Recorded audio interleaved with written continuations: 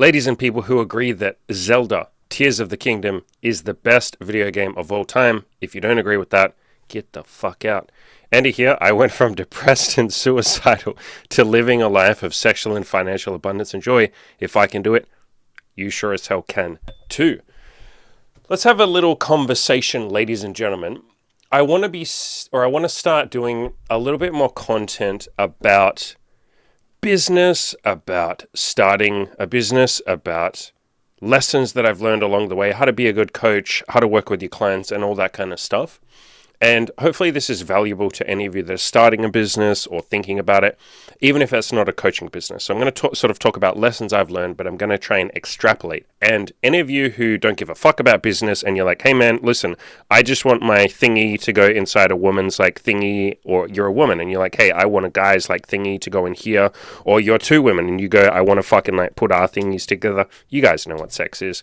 Even if you're at that point in your life, or that's what's important to you, a lot of the lessons that I'm going to start talking about in some of these podcasts are very, very, very applicable to dating. Like in this one, we're going to talk about how to build your clients' independence.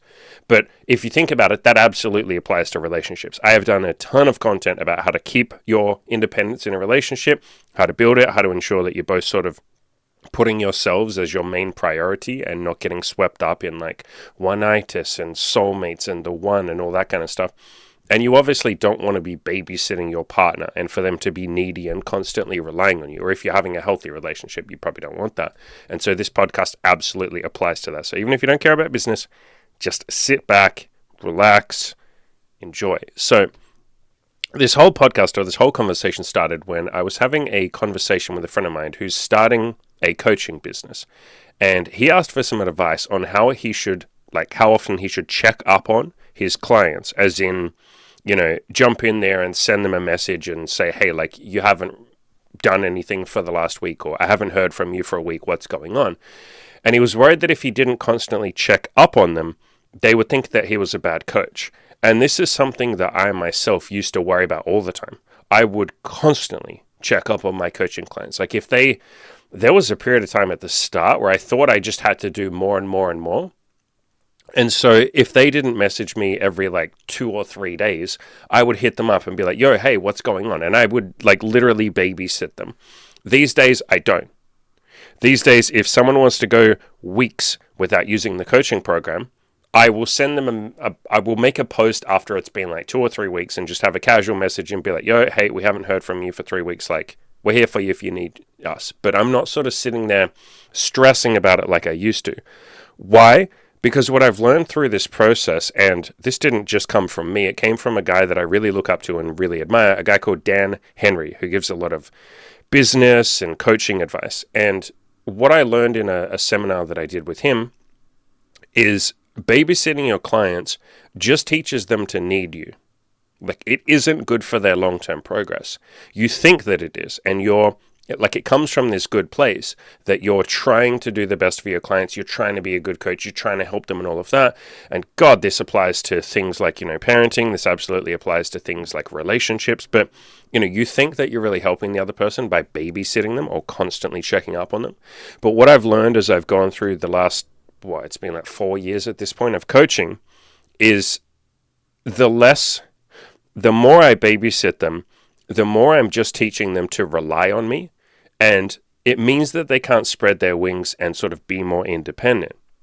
Because I did a ton of this where I would, like I said, follow up with people and just constantly babysit them and be like, hey, it's been a couple of days, where are you? I really, really, really thought I was helping. Like, genuinely, that's where it would come from.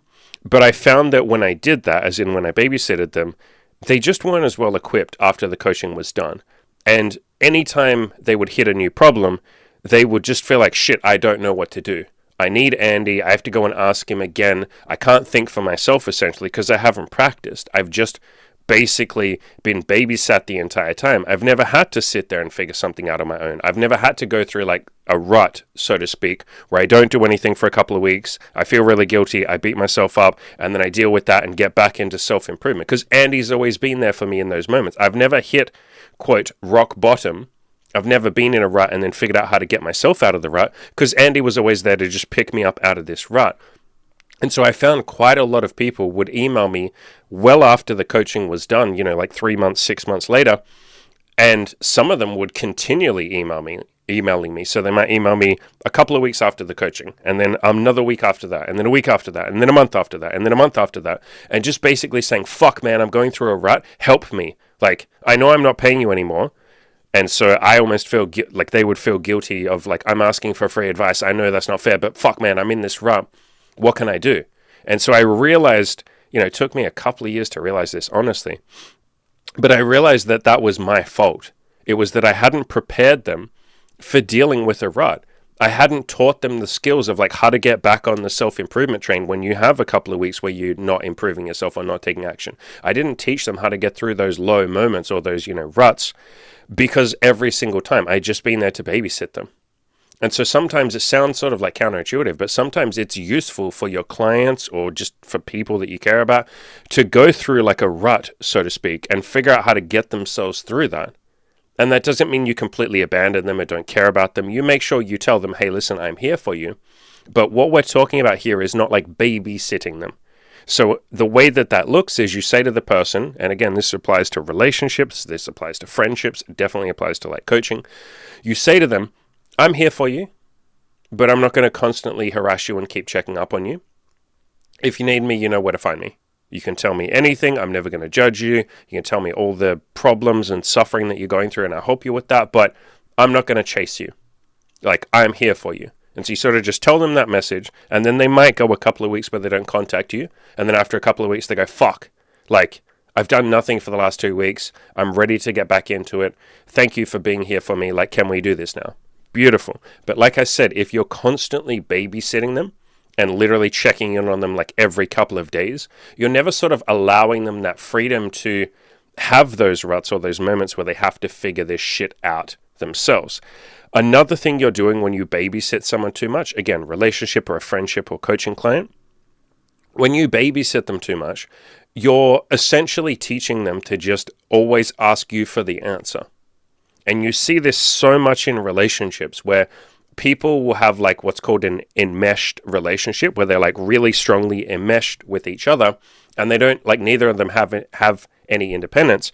And so when one of them's in a bad mood or they have a bad day at work or whatever, they dump that problem on the other person and they expect the other person to solve their problem. They never learn stoicism or resilience or these sort of like life skills themselves, because I can always just go running to my partner and dump all the problems on them and they will fix them. Now, obviously, a big, beautiful part of a relationship is being there for each other. But what you don't want to get into is this state where you're constantly needing the other person or they're constantly needing you. In other words, you want to sort of let them have the space or the opportunity to learn some of that independence. Ideally, they would already have that before you're in a relationship, obviously, but like you want to sort of foster that in the relationship, foster that space, that independence, because there will be times, and this is what happens in an enmeshed relationship when the two people are too stuck together, there will be a time where you just can't be there for the other person. You're going through your own shit, or you're tired, or you're grumpy, or you're traveling, or you're stressed, or you just didn't sleep that well, whatever it might be, and the other person dumps their problems on you, and your brain just goes, I can't fucking deal with this today, like, I'm sorry. And you say it to them in a nice way. You say, like, look, I don't have a lot to give today. I'm sorry. Like, I want to help you with this, but I can't. I can't. I got my own shit that I want to do. I want to choose to focus on my own shit. And if you've taught that other person, if you babysat them and taught them to need you, like I said, like a lot of relationships, that is the dynamic of probably most relationships. It's kind of the average, isn't it? You kind of need each other, your soulmates, like, who's my honey bunny? Like, you're always going to be there for me. You're my better half, or you're my other half. Like, why the fuck are you half a person? Don't you want to be a whole person and you come together and form this beautiful unity? But anyway, and so that's a lot of relationships, maybe most relationships. And as soon as you can't be there, or one person can't be there for the other person, man, they start thinking like, fuck, what's wrong? Does this person not love me anymore? Are they losing interest in me? Fuck, what do I do? I don't know what to do now, because I've never had to handle my own problems completely by myself. And so it's really, really, really useful to foster this environment of like independence. And in this example of coaching, I realized that I was teaching my clients that I will just always be there for you. Like, I will always be able to babysit you. And no matter what shit you're going through, I will be there. And I had quite a few clients that sort of I'll phrase it in a clumsy way. They overstepped my boundaries. And so they were just messaging me at like fucking midnight. They were calling me at night, like stuff like that. And I say that that's phrased in a clumsy way because it wasn't them doing it. It was me doing it. I had taught them that it's okay to just message me whenever the fuck you want because that's what I was encouraging. I was answering them a lot of the time when they... So like that's on me. That's me entirely doing that. And for the client or from the client's point of view, that doesn't feel very good to constantly need the other person, and there's a lot of guilt that can come from that. And I had some coaching clients that would later tell me, listen, I feel bad about constantly hitting you up, but I didn't know what to do. I was stressed. I didn't know what to do because I had taught them to just fucking lean on me all the time, and I hadn't taught them relationship skills. And you obviously see this a lot in parenting, right? Where there's like sort of a helicopter parent, or maybe there's just a parent that babies their kid a lot, or their teenage, son or daughter or whatever. They baby them like crazy, and then the kid doesn't know how to have any sort of independence. So this really doesn't just apply to coaching. It's fucking family. It's raising your kids. It's relationships. It's friendships. How many of you have been in a position where you have a friend that's just like really, really, really fucking needy because you're always constantly there for them, or you're constantly babysitting them. You're never sort of encouraging them to have their own independence. I've definitely had friends like that in the past. And like I said, I've had relationships like that. I've had coaching clients. And so, not that we need to be perfect with this shit, like it's all a learning experience, but it's just so unbelievably helpful to encourage them to have that independence. Another thing that I realized I was doing with these coaching clients of mine is I was teaching them that I was always going to be there for them with the answer. Like I was always just going to spoon feed them the answer instead of teaching them how to think for themselves. In other words, I was teaching them what to think. I was never teaching them how to think. And I'll talk about in a little bit how to actually teach people how to think. And again, all of this applies to relationships, friendships, like everything.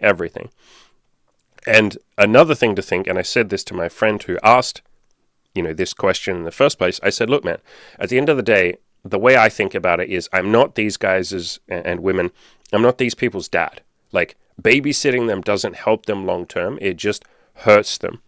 I said to him, don't let your anxiety around being a good coach make you babysit them. So sort of step back and take away your own insecurities, your own anxiety, your own worries about being a good coach or wanting to look like you're a good coach.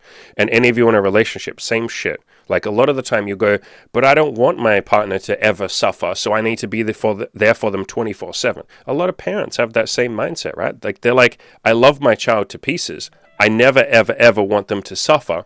I want to be there for them constantly. And that sounds like a beautiful thing. And it comes from a beautiful place. But it is ultimately just teaching them to need you and to never have that sort of independence. So you want to step back a little bit, whether that's parenting, coaching, friends, or whatever, and just say, look, this isn't so much about me appearing to be a good parent or looking like a good coach or, having people tell me that I'm a good friend or not tell me that I'm a bad friend. What I care about most is this person. Like their long-term happiness, their long-term development, like them as a human being. And you can sort of step back and say, okay, what would help them the most? Like what would actually help them the most? And babysitting them and constantly being there, spoon feeding the right answer to them and like looking after them, just like permanently looking after them. Again, I'm not talking about being there for them a little bit. Like that's great, that's beautiful, that's wonderful. But I'm saying when you take it to the point where you're like literally spoon feeding them every answer and you're there for them 100% of the time and you never let them sort of figure things out on their own, that's not ultimately best for them long term. Again, it comes from a really beautiful place. It does. It genuinely does. I recognize that. When I was babysitting my clients, it wasn't because I was trying to ruin their fucking long-term development or something. It was because I genuinely didn't want to see them suffering. And so this can be very hard to do at first. Like you're essentially stepping back a little bit and saying, if people are going to like hit a little rut and not reach out to me for help, I have to let them do that, or I'm going to choose to let them do that. That can be very fucking difficult at first. The same thing is in a relationship. You say, or it can be very difficult to say, I will be there for my partner, but if they don't come to me and ask for help, like if they don't use their words and say, hey, can you please help me? I'm not going to constantly say to them, are you okay? Is everything okay? Because that can be suffocating in itself as well. That can drive people mad. If I see them sad, maybe I will throw out a token like, hey, do you want to talk? Like, you look a little down. I'm here for you if you want to. If they then say, no, I don't want to talk. Okay. Then you say, I will be here for you if you want to talk. I would love to talk to you. I've got time. I've got energy. I would love that. But until you want to talk, I won't keep asking.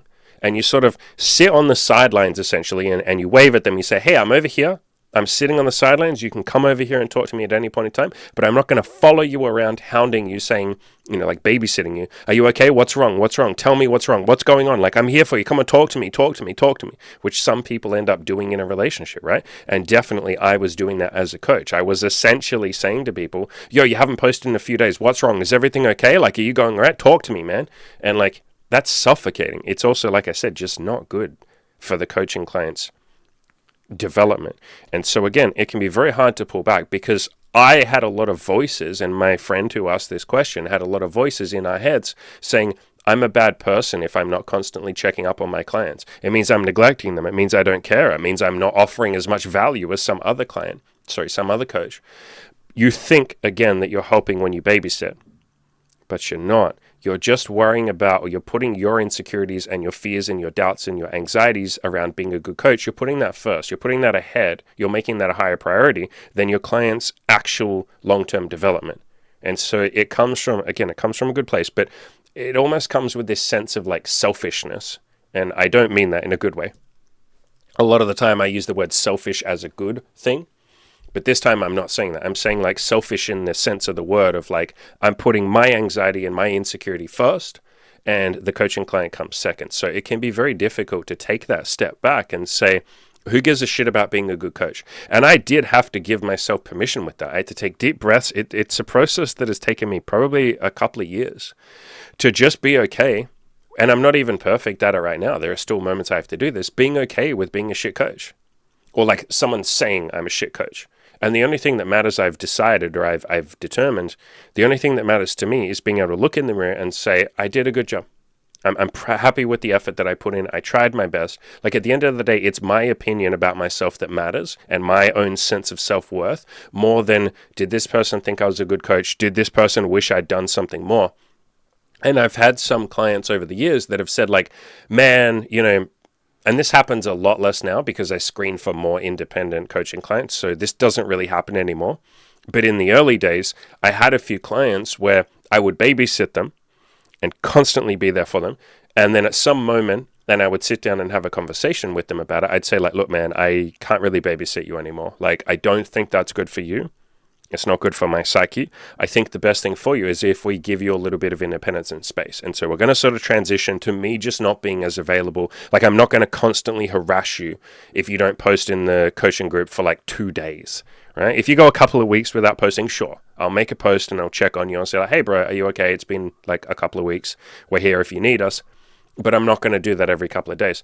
And I had a couple of people, really only 2 that I can think of, that said like, after a couple of weeks of that, they're like, man, I kind of miss when you did like babysit me. Like, I kind of miss you just constantly checking in on me. And I had so much guilt and shame around that. I was like, fuck, is this guy saying I'm a bad coach? And that isn't what they said, but that's how I interpreted it. I had all this guilt of like, fuck, like I'm not doing enough. They want me to babysit them. They need that. But like I said, I had to sort of take this step back and think, no, what do I believe is going to be best for their long-term development? Again, applies to a relationship. What do I believe is going to be best for them as a person? Well, them being a whole independent person is going to be way better than me constantly babysitting them and constantly being there for them 100% of the time and never letting them down and never disappointing them. Like, there's a really good Buddhist philosophy or saying, eventually everybody lets you down.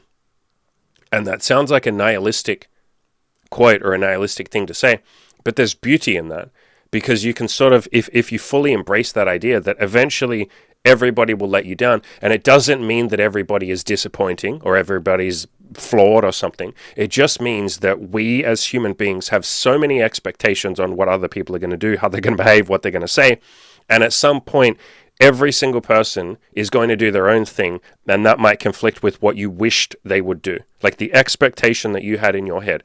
In other words, we have a sense of who every single person is, and what we want them to do and how we want them to behave. And we almost see other people as NPCs at time, right? We're like, this is Joe. Joe always goes to work at this job and does this, and Joe's this kind of person, and he's super ambitious and he does this. Well, one day Joe wakes up and he can't be bothered being ambitious today because he's tired. And so he kind of he's lazy. And then you go, no, fuck, Joe's supposed to be ambitious. Why is he being lazy today? Joe's disappointed me today. Joe's let me down. It's like, no, Joe hasn't done anything. Joe's just done whatever the fuck Joe wants to do. You were the one that had the expectation that Joe was always ambitious. So I won't go too far off that topic. That's maybe a topic for a separate day. But eventually everybody lets us down. In other words, eventually everybody does their own thing. And they're going to do stuff that we might not have expected. And so I sort of went through this process with some of my clients where I was like, I taught them this. I was like, look, I, as your coach, am not always going to be there for you. I know I was in the past, but I'm not sort of going to babysit you constantly. This is that process of me now disappointing you because you had expectations of how I was supposed to behave. You know, I'm supposed to be there for you 100% of the time.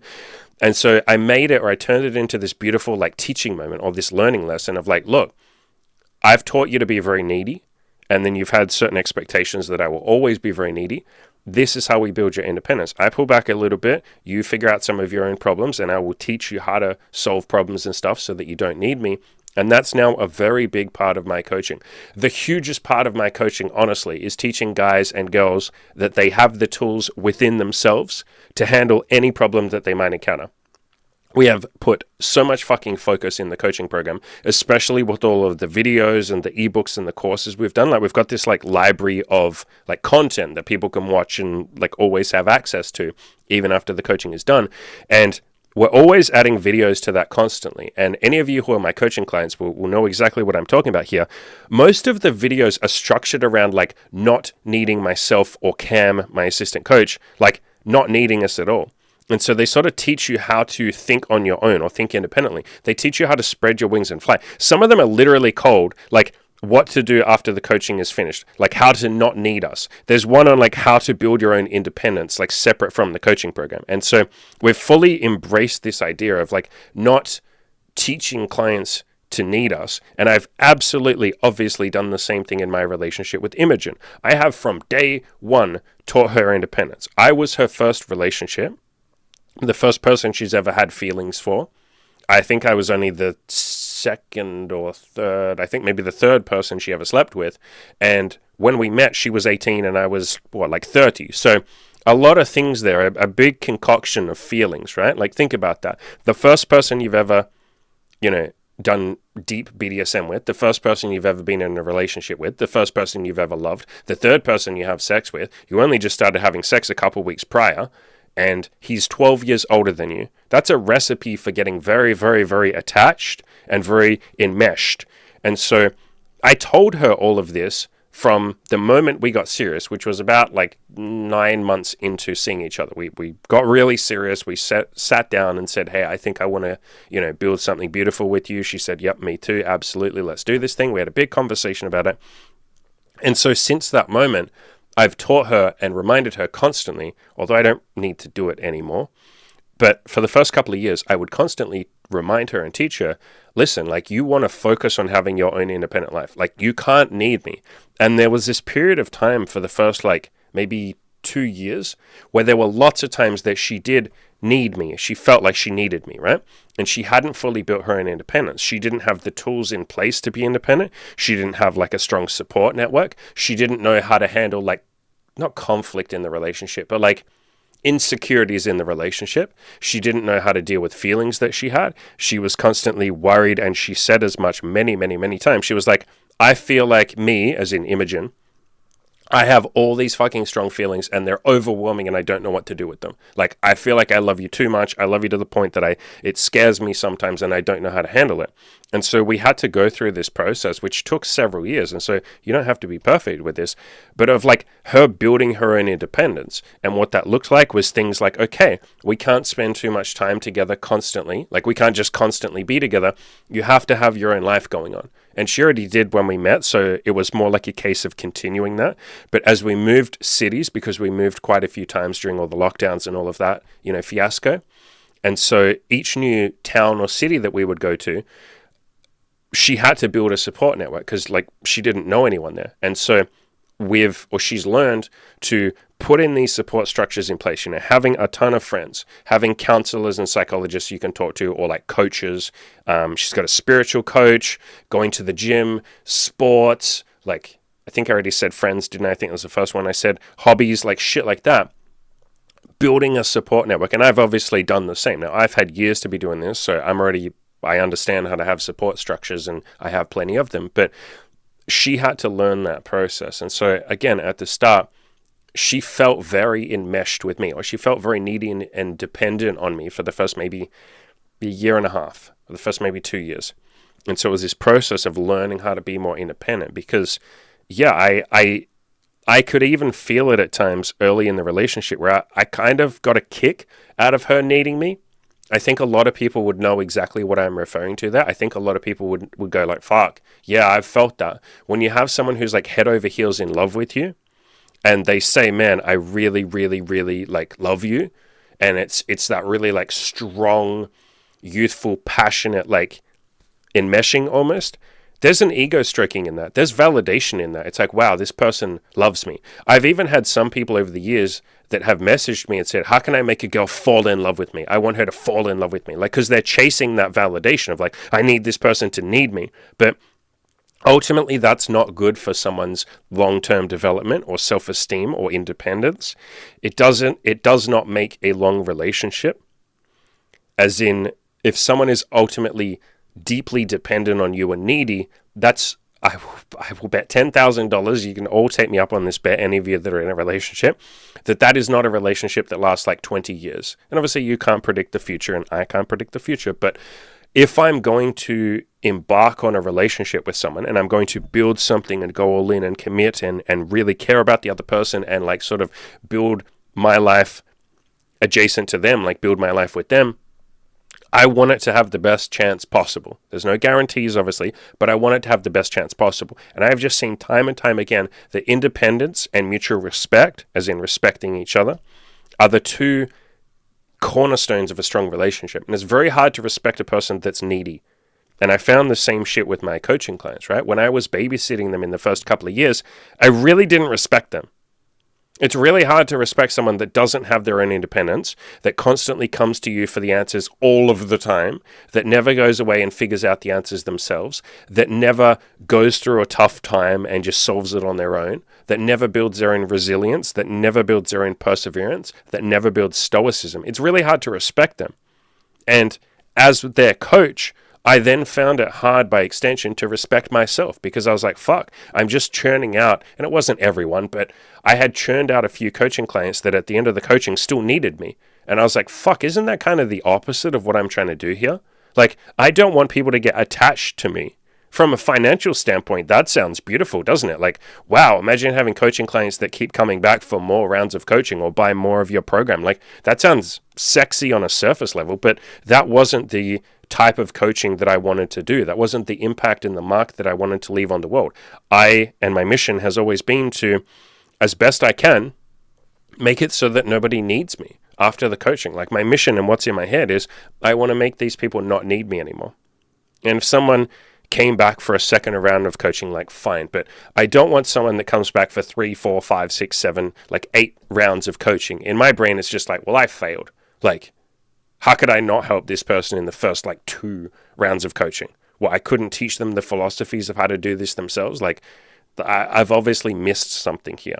And all of this to say, I guess I'll add in the caveat, I don't necessarily think a lot of this applies to certain types of coaches, like personal trainers and mindset coaches and spiritual coaches, who generally speaking do sort of stick with you for a long time.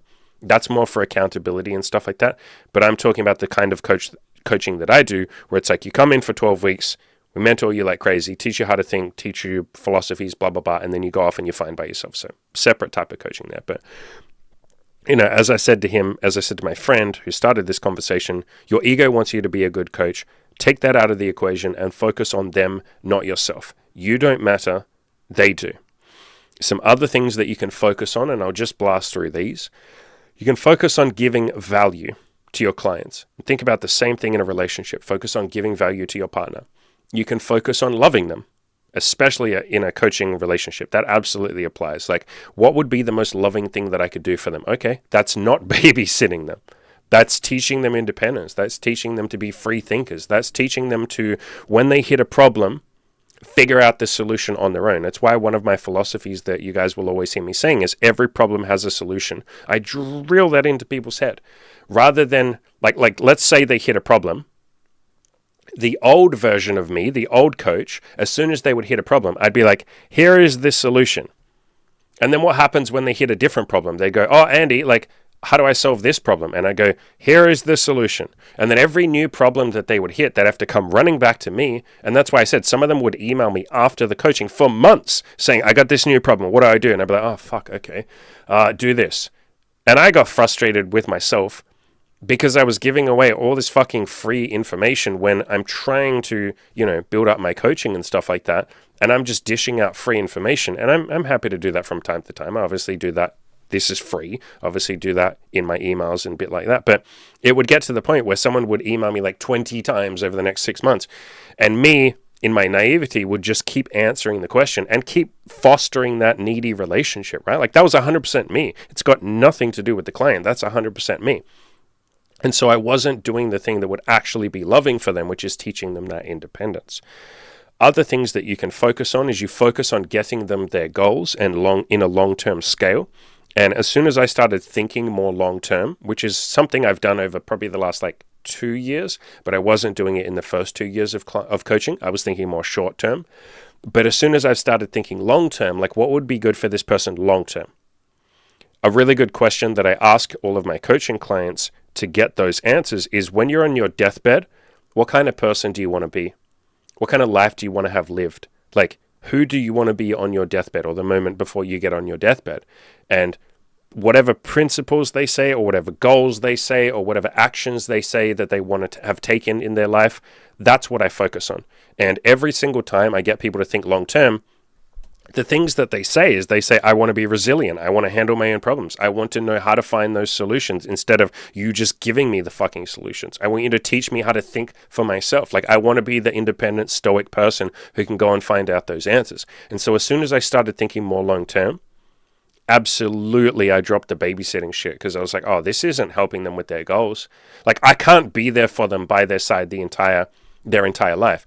I think that's where people get relationships a little twisted. They think in these magical Disney fairy tale ideals of like, man, if we're together forever and I never leave this person's side and we're never apart for a little bit and they never go away, separately for a couple of weeks or months or whatever, and like we never even have a couple of days apart and neither of us die and we just magically live until our late 80s together by each other's sides permanently. If that magical scenario could happen, which, spoiler alert, doesn't happen with 99.9% of relationships, but if all of that could happen, then it's okay if they need me and I need them.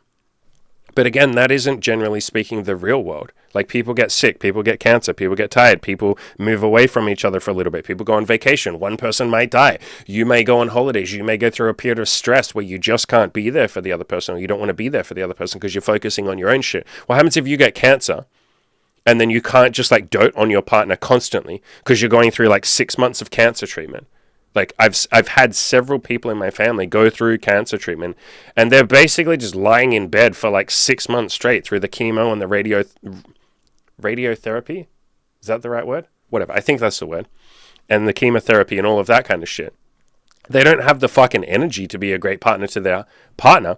And so their partner has to focus on their independence. And so you're not really helping your partner long-term with their long-term vision of who they want to be. Because most people, when you say, who do you want to be on your deathbed? Like what kind of person do you ultimately want to be? Most people don't say, I want to be needy and dependent on other people. Almost no one fucking says that. But again, we get these fairy tale notions of what a relationship is, where it's just perfect and magical and we spend 24 hours a day together permanently and we're just always there for each other. And then the moment that one of you can't be there for each other, I said this earlier in the podcast, you start thinking shit, something's wrong. Fuck, what's wrong? Why can't they be there for me? And so it's really important from the start to build this independence. And if you're already in a relationship as you listen to this, you can start building independence now.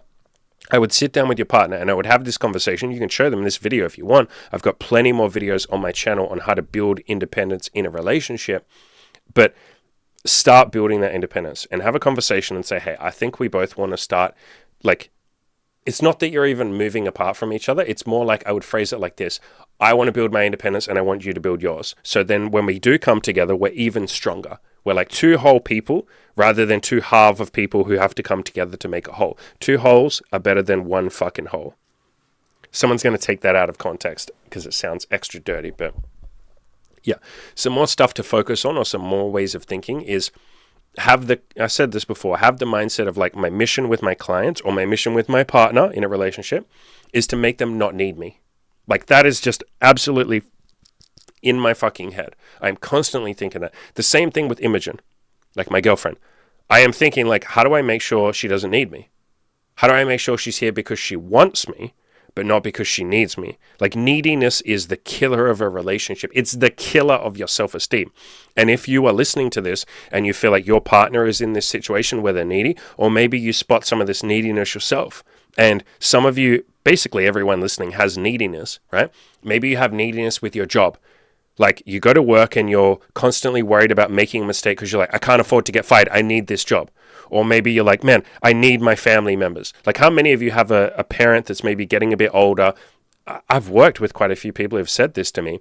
Your parent is getting a bit older and you have this feeling or this internal like fear of like, man, if they die, like, oh my God, I don't know how I'd be okay with them dying. Like, I don't want them to die. And it's like a neediness of attachment to your parent and like hoping that they'll just live forever, which they obviously won't.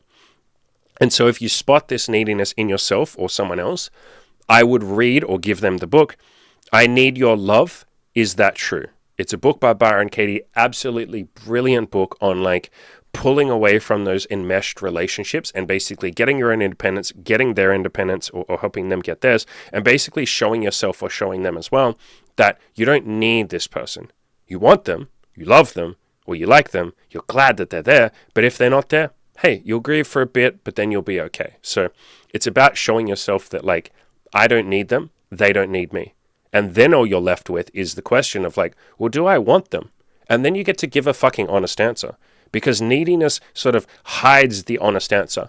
If you sit there and say, I don't think I could ever get another partner, which a lot of people are in relationships with that mindset. I was for my first 2 relationships. I was literally just with those women because I didn't think I could get anyone else. And when you're there, you're never actually asking if you like the person. It's never an honest answer when you answer that question, because it's clouded by, I can't answer that question like I need them. Fuck. Like I need them. And you say, well, what would you do without that person? You're like, fuck, I'd be fucked. No, I can't even answer that question. It's not like an honest answer.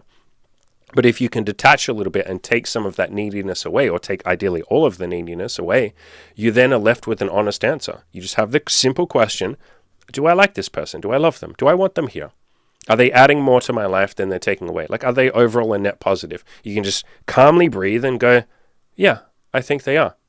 And sometimes you take away that neediness and you go, I don't know if I do want this person in my life. I think I was just with them because I didn't think I could do any better. And so maybe I'll do a separate video on how to handle that. But those 2 books are a great place to start with. So I Need Your Love, Is That True? I don't think I gave a second book, did I? Whatever, start with that book.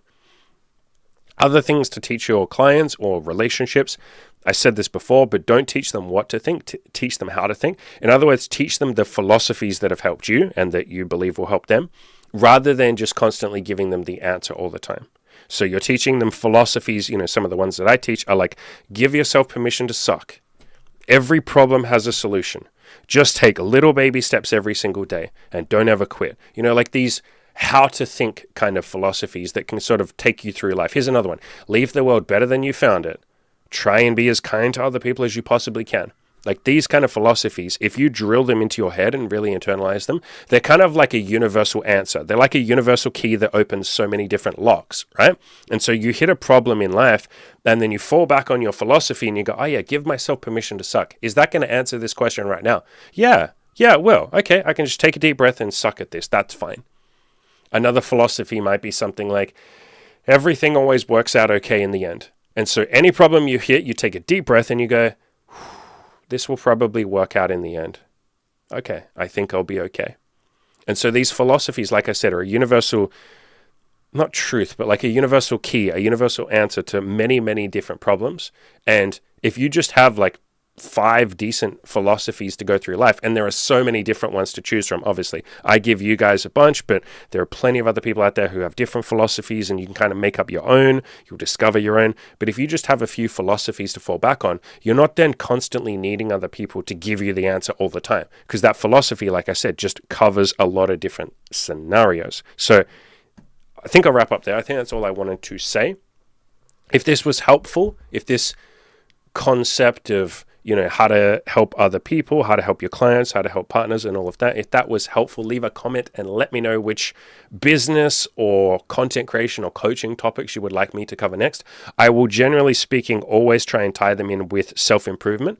And I've just found the further that I go on this journey of self-improvement and self-discovery, when I have a topic or a philosophy that relates to one particular domain, such as, this video is about how to be a better coach or how to really coach your clients, I've just found almost every single time it applies to other aspects as well. Like, it applies nicely to dating. It applies nicely to sex. It applies to business. It applies to the workplace. It applies to friends. And so, if you have any of these topics, I am always going to sort of tie them into other things. My goal with this channel is to never sort of ostracize anyone.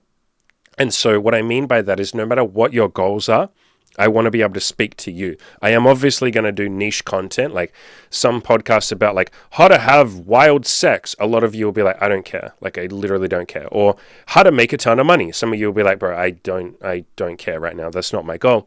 But I'm going to always in every video try and tie it into general self-improvement topics. My goal would be for any video that you watch to have some sort of takeaway for you, like each individual person. I obviously can't be perfect with that, but like I said, I don't ever want to do a video that someone watches and goes like, oh, this is irrelevant. That already sort of happens to some extent. The title and the thumbnail do make a difference. I notice that videos I do on certain topics like get a lot less people even clicking the video because they just see the title and go, oh, I don't want to watch that. Like, that's got no relevance for me. But for those of you who are open-minded enough to click on everything or click on most things, I will always try and have takeaway messages that are relevant to you, no matter what goals that you are working on. So I'll be doing plenty more content about this shit. I would like to do some content on like how to break away from the 9-to-5 grind too. Maybe like how to start a side hustle or something like that. So if that interests you, leave a comment. But like I said, whatever topics you guys and girls would like me to cover, feel free to ask or, ask a question or leave a comment and I will get on top of that. I also obviously have coaching. I will leave a link to that. As always, ladies and gentlemen, go out there and crush those goals.